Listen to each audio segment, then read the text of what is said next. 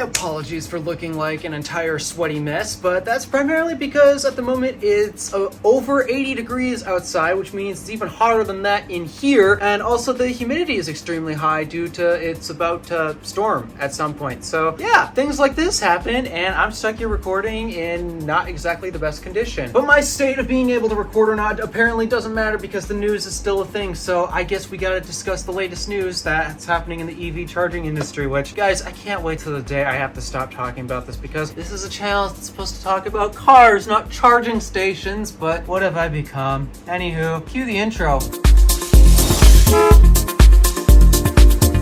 So today's news, which is actually news from 2 days ago, but of course, you know me, I'm always late to it. 6 different automakers throughout the world, actually. No, it's not just in one area of the globe. There's actually 2 from America, 2 from Europe, and 2 from Asia. Some people say that there's 7 brands that are doing this, but if you take a closer look, 2 of the brands are actually under the same parent company. So I'm calling it 6 brands, not 7. But 6 brands, 2 from America, 2 from Europe, and 2 from Asia have decided to get together and decided to pull a Tesla. No, not adopt the North American charging standard, which only 2 of these brands have actually done, and I am still waiting for the rest to adopt a North American charging standard because it is the best one, and CCS should have been dead years ago. That's not what they're addressing today. Today, they are addressing charging reliability and basically the lack of public charging reliability. Yeah, that's what they're getting together about. They've decided that together they are going to create a new brand. We have no idea what it's called yet. They say that they're going to reveal it to us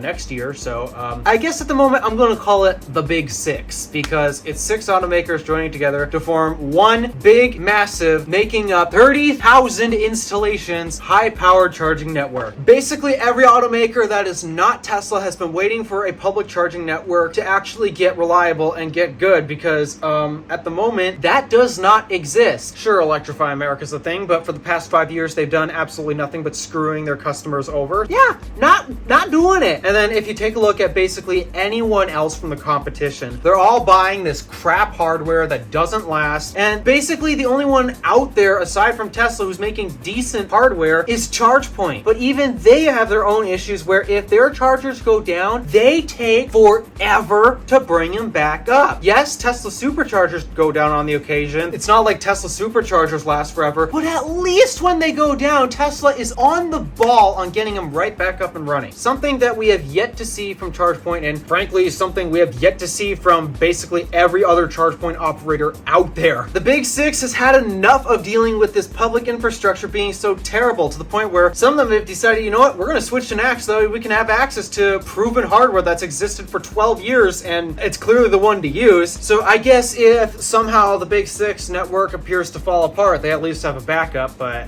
this is really screwing with my brain trying to figure out, okay, what's everyone planning on doing? Because everyone's making commitments, but they also seem to be contradicting other commitments. So yeah, it's nice to add a bunch of confusion. Makes my job of reporting this stuff easier, right? So yeah, despite that, GM may have commitments with EVgo to build out their Ultium approved network or something like that, and Mercedes partnering up with ChargePoint. And to my knowledge, I still believe that both brands plan on going through those commitments, but I guess they're also committing to the Big 6 network that is just being announced a few days ago. So that's a lot of committing and promising going on, which is kind of making me a little leery about the situation, if I'm being honest, especially when this is exactly what they're committing to. 30,000 high-power charging stations. Now, I am a little nervous about what they mean by high power because some people's definition of high power is 100 kilowatt. Wow. Yeah, that totally maxes out so many other electric cars right now. Okay, maybe it'll max out the Japanese competition because seriously, the Japanese, how did they do such a terrible job integrating the charging systems in their cars? It's hilarious. So, okay, maybe the 100 kilowatt things that they're all talking about, yeah, that'll max out basically any Japanese electric car you buy. Here's another thing to add to the confusion of this. One of the brands from Asia is Honda Honda. Honda is in on the Big Six network. But if you didn't notice, Honda doesn't make a single electric vehicle here in the United States or Canada. It just boggles my mind. They're investing in a charging network when they themselves can't even use it because they don't offer a single electric vehicle here in the US. Really confuses me, but okay, I guess Honda's in on this. And then the other brands I should probably mention real quick. The other Asian market is Hyundai and Kia. This is why people like to call it the Big Seven instead of the Big Six. But guys, Hyundai and Kia, they're the same brand. Hyundai and Kia is the other Asian group from Korea. The two European brands are BMW and Mercedes. Funny that they partnered up because they are fierce rivals, if I recall. And then for the American brands, we have Stellantis and GM. I kind of wish Ford was on this. I'm actually a little surprised that they're not. I guess we have yet to see where this is going. But back to the chargers. I do have a rough idea on the minimum power rating that they're allowed to get out, 150 kilowatts, and it's because they say that they're supposed to meet NEVI requirements to get funding for all this. I mean, if you're going to put out a network of high power chargers and like 30,000 stations of these, yeah, you're going to need a lot of cash to do that, so might as well take advantage of the incentives while they last. So to my knowledge, these chargers are at least supposed to be NEVI compliant, which means they have to produce 150 kilowatts, not amperage limited. I'm going to be so mad if they start speccing out chargers that technically can produce 150 kilowatts, but are amperage limited because of the cables. And so if they do that, I'm going to be so mad because the majority of EVs out there are the 400 volt class, and the amperage limitations are what affects them most. Let's hope they don't be stupid and spec poor cables with these high power chargers. Otherwise, yeah, this whole thing's a joke, and I'm basically going to be like, yeah, Tesla supercharger network is still the way to go because nobody can figure out how to build a charger. Other details that they are promising is these are supposed to be in much better locations with much better amenities. From the sounds of it, maybe something similar to a gas station style, where they're talking about having a bunch of restaurants in the area, which, hey, some gas stations have restaurants integrated into them. A big thing that they're emphasizing, which is kind of needed, especially here in the US, because right now there are only 2 of these. They're putting a big emphasis on making a corridor network. Right now, there are only 2 corridor charging networks. The Tesla Supercharger Network, obviously, and Electrify America. Some might technically say ChargePoint is, but they're not high-powered chargers, unless you want to include their new Express Plus units, but those are in the process of still kind of being tested, because at the moment, you're still basically only going to find them in Colorado, except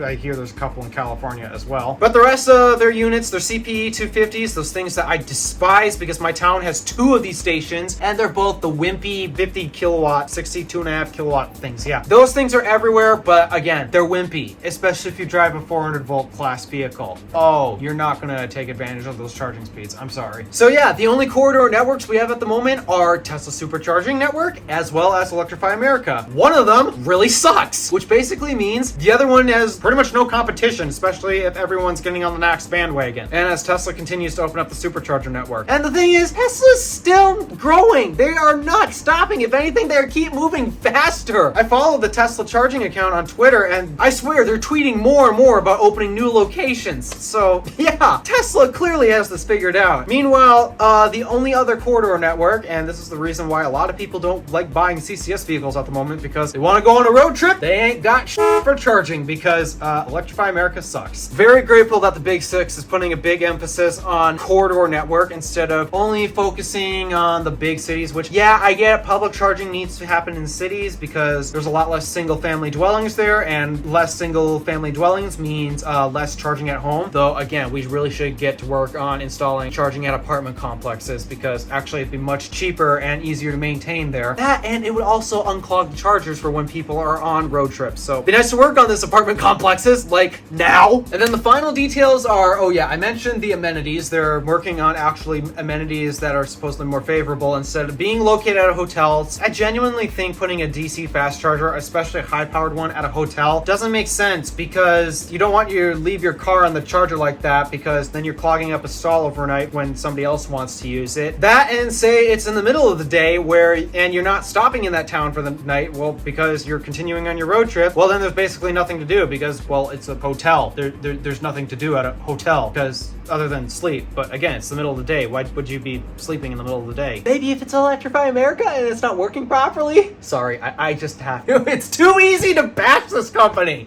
But yeah, they're putting a better focus on amenities, and one amenity that they're trying to make as standard as possible. They say that there may be exceptions here and there, though. Let's not make any exception, please, because this amenity is very important. Canopies! I hate how so many charging stations are set up in an area where if it rains, you get rained on. I'm not concerned about the chargers not being able to handle the rain because they're spec to actually handle it. They have to be weatherproof, otherwise, why are they in the ground? You're just causing a whole safety risk here. It's just nobody likes standing out in the beating hot sun or getting rained on when it's pouring and thundering and all that. So yeah, it's nice to have shade and protection from the elements because gas stations are set up this way. I don't know a single gas station that does not have a canopy over it. Every single gas station I go to has a canopy. I've yet to see one that doesn't. Why is this not a standard thing on electric charging stations? It really should be a standard thing, and I'm very upset that it's not. So the Big Six is also putting an emphasis on adding canopies. And then the last thing, the charging handles. They didn't mention CHAdeMO, which is a good thing because CHAdeMO is basically dead here in the US.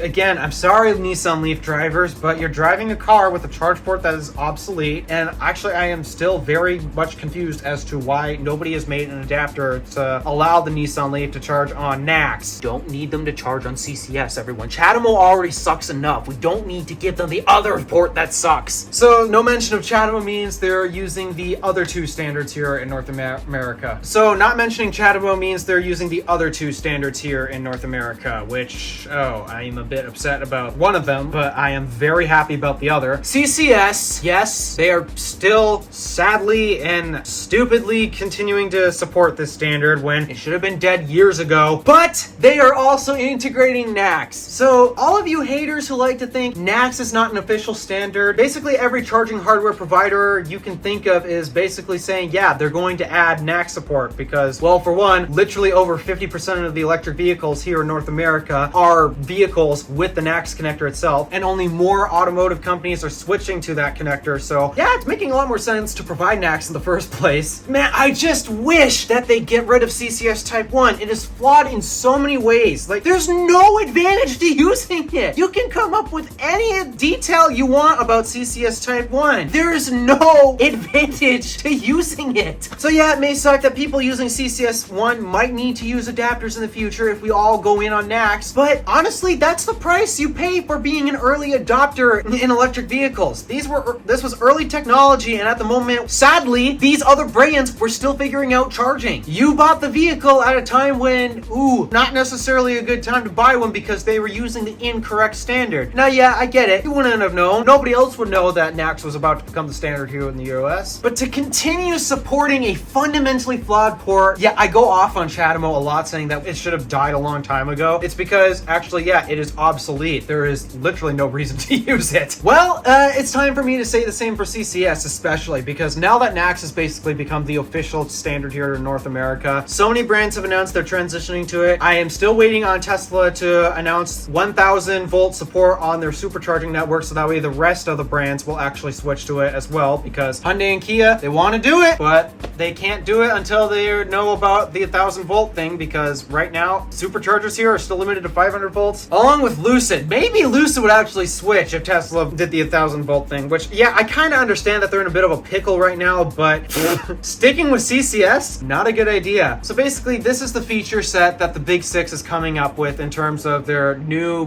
Big Six charging network idea. Are they going to be able to hold up to their promise? I genuinely don't know. It all really depends on what type of hardware they want to buy. Now, Kempower, Alpitronic, and Tritium has announced that they're bringing their high power charging hardware here into the US. So that does mean that we do have those reliable options that have been proven out. But quite often, I've seen way too many other charge point operators pick the not so good hardware like Signet. Why is the Signet surge still going on? Signet, fix it! ABB, I mean, some people like to say ABB is reliable, but the truth is, it's only reliable in cold weather conditions. Right now in the summer, you can even take a look at Electrify America's network. A lot of ABB units are derated because they're too hot. They melt in the summer. And then BTC is overpowering vehicles with their brand new units, and their old units are, well, also just old. They're not the most reliable out there. And then also these charge point operators are notorious for speccing the inappropriate cable for the hardware they're buying. They're buying cables that cannot take as many amps as the charging hardware can output, leading to some very frustrating charging sessions for 400 volt class users. So, is the Big Six going to prevail? Are they actually going to be a serious competitor to Tesla? I genuinely don't know. In terms of what happened in Europe, a lot of brands together in Europe have come together to form the Ionity charging network, and they were off to a rocky start at first, I will admit that. But at the moment, I'd say they're pretty rock solid. I've seen a lot of road trips happening on the Ionity charging network, and to my knowledge, it's holding up very well. And this was funded by EV automotive companies, so maybe it will take this to build out a proper charging network for non-Tesla electric vehicles until Tesla truly fully opens up the network. But until that happens, I'm just not sure. Too many times here in North America, we see massive mistakes being made by all of these companies. Back when CES was announced, everyone was excited for Autel putting out their chargers because Autel was known for their software implementation with a bunch of vehicles. So they thought, oh, if they're great with connecting to vehicles and communicating with them, maybe that'll fix the public charging networks. Well, there are currently some Autel DC fast chargers out there, and no, they are not good. In fact,